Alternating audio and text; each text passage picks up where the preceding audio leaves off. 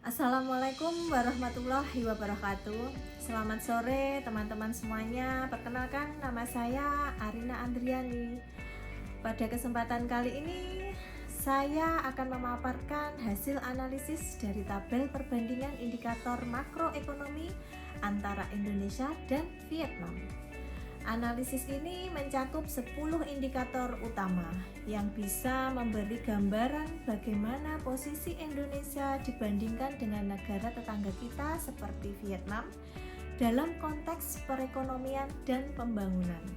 Untuk indikator yang pertama, mengenai pertumbuhan ekonomi. Vietnam tumbuh rata-rata di angka 6% dalam 10 tahun terakhir. Bahkan mencapai 8% di tahun 2022. Indonesia justru melambat ke bawah 5%. Jadi di sini Vietnam dikatakan lebih unggul. Sedangkan untuk indikator yang kedua mengenai inflasi, kedua negara menghadapi tantangan inflasi.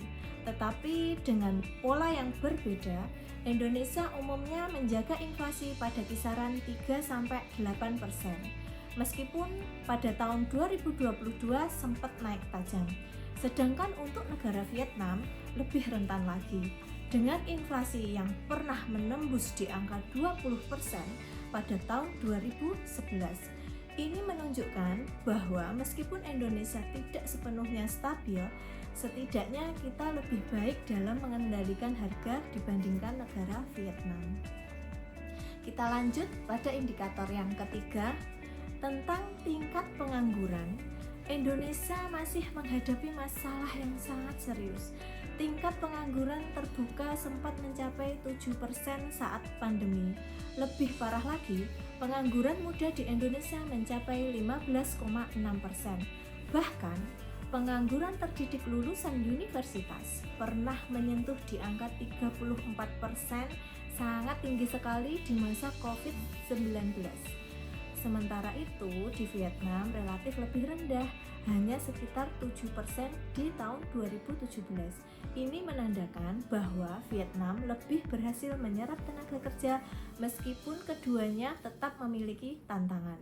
Kita lanjut di indikator yang keempat mengenai nilai tukar mata uang.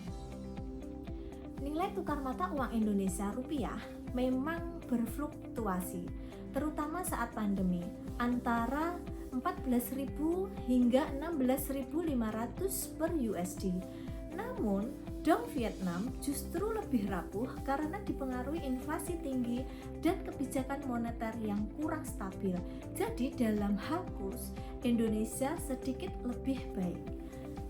Untuk indikator yang kelima mengenai tingkat suku bunga, Vietnam mengalami kebijakan suku bunga yang kurang efektif pasca krisis di tahun 2008, sehingga sering mempengaruhi inflasi dan stabilitas sistem keuangannya.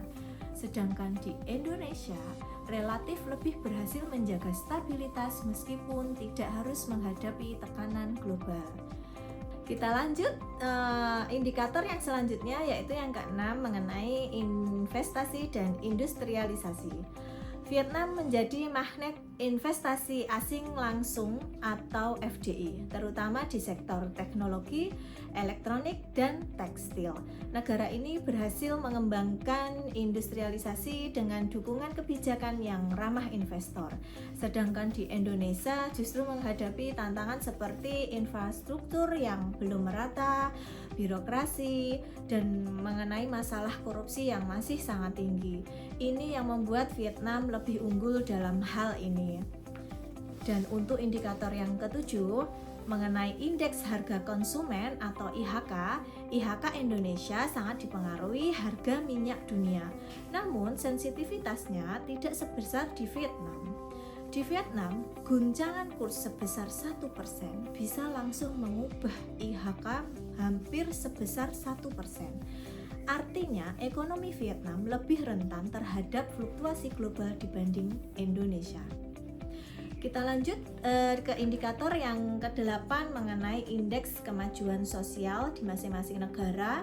Kita mulai dari negara Vietnam mengalami kemajuan pesat di bidang kesehatan dan pendidikan. Sementara Indonesia juga mencatat peningkatan. Namun, kesenjangan antara wilayah masih sangat tinggi. Faktor overpopulation dan kemiskinan juga memperberat langkah Indonesia. Jadi, Vietnam di sini dinilai lebih konsisten dalam pembangunan sosialnya. Untuk indikator yang ke-9 mengenai neraca perdagangan, ekspor Indonesia masih bergantung pada komoditas seperti batu bara, CPO, dan mineral. Kondisi ini membuat neraca perdagangan sangat dipengaruhi harga global. Sedangkan Vietnam justru lebih terdiversifikasi dengan ekspor elektroniknya, tekstil, dan pertaniannya, serta berhasil menjaga surplus lebih konsisten lagi. Dan teman-teman, inilah indikator yang terakhir, yaitu yang ke-10 mengenai Green GDP. Untuk di Vietnam, lebih proaktif dalam mengintegrasikan pembangunan berkelanjutan dengan pertumbuhan ekonomi. Negara ini sudah serius menerapkan kebijakan hijau seperti energi terbaru dan pertanian berkelanjutan.